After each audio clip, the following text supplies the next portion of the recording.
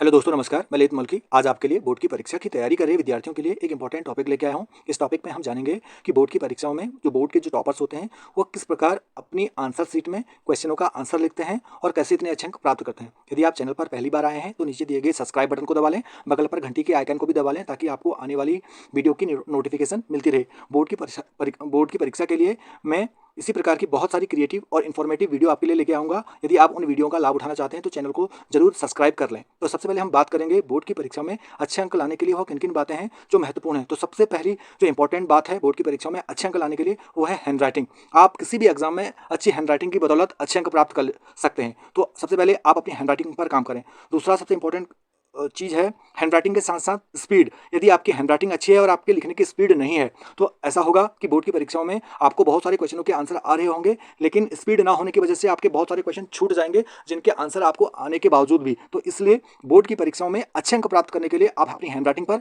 और अपनी लिखने की स्पीड पर काम करें ताकि आपका कोई प्रश्न छूटे नहीं और आप अधिक से अधिक क्वेश्चनों का आंसर लिख कर आएँ। तो आप अभी से अपनी हैंड राइटिंग पर और अपनी लिखने की स्पीड पर काम करें। तो सबसे महत्वपूर्ण और इंपॉर्टेंट जो बात है वो है हैंड राइटिंग और दूसरा स्पीड। दोनों का कॉम्बिनेशन होना चाहिए, हैंड राइटिंग का भी और स्पीड का। ऐसा ना हो कि स्पीड के चक्कर में हैंड राइटिंग बिगड़ जाए और हैंड राइटिंग के चक्कर में क्वेश्चन छूट जाएं। तो इसलिए आप अपनी हैंड राइटिंग पर और अपनी स्पीड पर सामंजस्य बिठाएं, उनके बीच में कॉम्बिनेशन बिठाएं कि हैंड राइटिंग भी ठीक बनी रहे और स्पीड भी बनी रहे। उसके लिए आपको अभी से प्रैक्टिस करनी पड़ेगी और प्रैक्टिस करने के साथ साथ में आपको इन सब चीज़ों को ध्यान में रखना पड़ेगा। दूसरी सबसे इंपॉर्टेंट बात है वर्तनी, लेख और अशुद्धियाँ। हमें किसी भी एग्जाम को पास करने के लिए, अच्छे नंबर लाने के लिए अशुद्धियों का और सफाई का विशेषकर ध्यान रखना पड़ेगा। भाषा जैसे विषयों में तो इसकी एक अलग ही इंपॉर्टेंस है। तो आप अपनी लेख स्पीड के साथ साथ में आप काम करें अशुद्धियों पर, अपनी वर्तनी को ठीक करें, अपनी स्पेलिंग को ठीक करें और सफाई के साथ काम करें। यदि आप इन बातों को ध्यान रखेंगे तो आपके निश्चित रूप से अच्छे अंक आएंगे। और तीसरी सबसे जो इंपॉर्टेंट बात है कि अगर हम जो भी क्वेश्चनों का जवाब लिख रहे हैं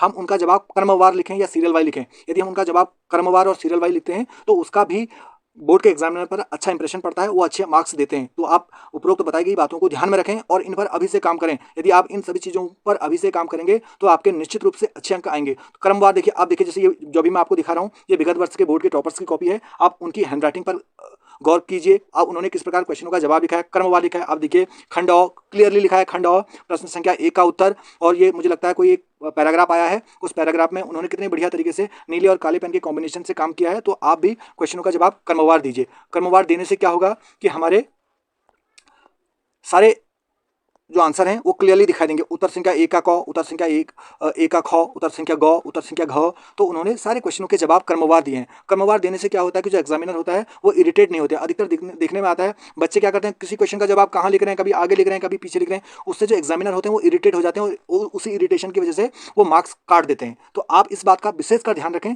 जो भी क्वेश्चनों का जवाब लिख रहे हैं उसका आंसर नंबर साफ साफ लिखें और वह उसका कौन सा खंड है, खंड अ, खंड ब, खंड सौ, जो भी है उसको क्लियरली करें और उससे आपके अच्छे अंक आते हैं। उसका इस तरीके से लिखने का एग्जामिनर पर अच्छा इंप्रेशन पड़ता है, वो अच्छे मार्क्स देते हैं। आप देख लीजिए प्रश्न संख्या 3 का उत्तर लिखा है, 3 के उत्तर में 3 का उत्तर प्रश्न संख्या 3 उत्तर क, उत्तर ख, उत्तर ग। जो बातें मैं आपसे कह रहा हूँ उन्होंने ठीक उन्हीं बातों को ध्यान में रखा हुआ है और इसी वजह से ये बोर्ड में टॉपर आए हैं। जो ये कॉपी है ये विगत वर्ष के टॉपर की हिंदी की आंसर शीट है। आप देखिए उन्होंने किस प्रकार से क्वेश्चनों का जवाब लिखा है और काले पेन से और नीले पेन से लिखा है। और अधिकतर बच्चे एक चीज़ और देखने में आती है, बच्चे एग्जाम में बहुत सारे पेनों का इस्तेमाल करते हैं, उतने ज़्यादा पेनों का इस्तेमाल करने के लिए कि हमें ज़रूरत नहीं है। हमें ज़रूरत केवल एक काले पेन की और एक अच्छे काले पेन की और एक अच्छे नीले पेन की ज़रूरत है। बाकी किसी भी प्रकार के हाईलाइटर की या इस प्रकार की चीज़ों की लिखने की आवश्यकता मुझे लगती है कि नहीं है। केवल हम अगर नीले पेन और काले पेन से ही अपना जवाब लिखें तो वह ज़्यादा उपयुक्त है, ज़्यादा उचित है। तो और जो चीज़ें कोटेशन वाली चीज़ें हैं जिसको आप हाईलाइट करना चाहते हैं उसको आप काले पेन से अंडरलाइन कर दें तो एग्जामिनर समझ जाते हैं कि यह इस बात को अंडरलाइन करना चाहते हैं, उससे अच्छे अंक आते हैं। आप देख लीजिए उनकी हैंड राइटिंग, जो मैं आपसे कह रहा था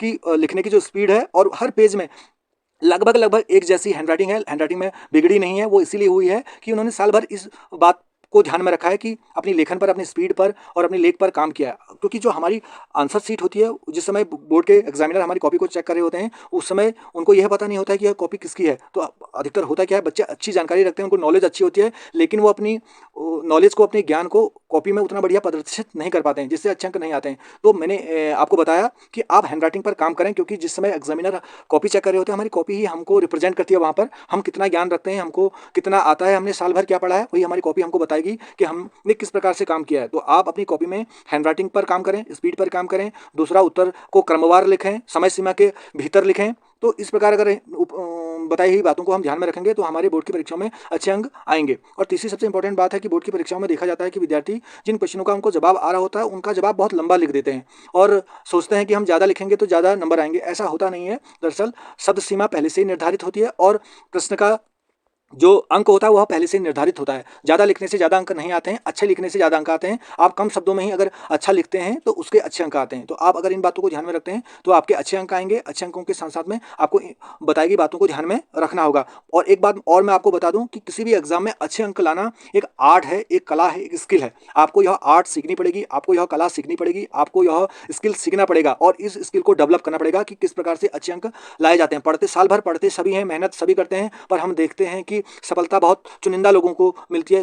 इस परीक्षा की तैयारी के लिए लाखों बच्चे तैयारी कर रहे हैं, हजारों बच्चों तैयारी कर रहे हैं, लेकिन बोर्ड के मेरिट में कुछ ही बच्चे आते हैं, सफलता कुछ ही बच्चों को मिलती है। वो उसका पीछे सबसे पहले कारण यही है कि अच्छे अंक लाने के लिए एक रणनीति बनानी पड़ती है और उस रणनीति पर पूरे साल भर काम करना पड़ता है। तो यदि आप पूरे साल भर उसको सही तरीके से एग्जीक्यूट करते हैं, अपनी प्लानिंग को सही तरीके से अपने बोर्ड के एग्जाम में इम्प्लीमेंट करते हैं तो आपके अच्छे अंक आएंगे। और मैं वही बात दोबारा रिपीट कर रहा हूँ कि बोर्ड की परीक्षाओं में अच्छे अंक लाना एक आर्ट है, एक स्किल है। एक उस आर्ट को, उस स्किल को आपको डेवलप करना पड़ेगा कि किस प्रकार कम लिखकर अच्छा लिखकर अच्छे अंक प्राप्त होते हैं। और बच्चे सोचते हैं कि उनके अच्छे अंक आए, मेरे अच्छे अंक नहीं आए। और इस बात पर वही निर्भर करता है कि हमने अपनी कॉपी को किस प्रकार से रिप्रेजेंट किया है, हमने काम किस प्रकार से किया है, हमने उत्तर किस प्रकार से लिखा है, हमने प्रश्नों के उत्तर किस प्रकार से लिखे हैं। और यदि आप बोर्ड की परीक्षाओं में अच्छे अंक प्राप्त करने के बारे में सोच रहे हैं तो आपको नंबर 1 सबसे पहले आपको अपनी लेख पर काम करना पड़ेगा, आपको अपनी स्पीड पर काम करना पड़ेगा, आपको उत्तरों को शब्द सीमा के भीतर लिखना पड़ेगा, काम सफाई के साथ करना पड़ेगा, स्पेलिंग पर काम करना पड़ेगा। और तीसरी और सबसे इंपॉर्टेंट बात है, आपको सभी क्वेश्चनों को अटेम्प्ट करना पड़ेगा, कोई भी क्वेश्चन को छोड़े नहीं। यदि हमने किसी क्वेश्चन को छोड़ दिया है,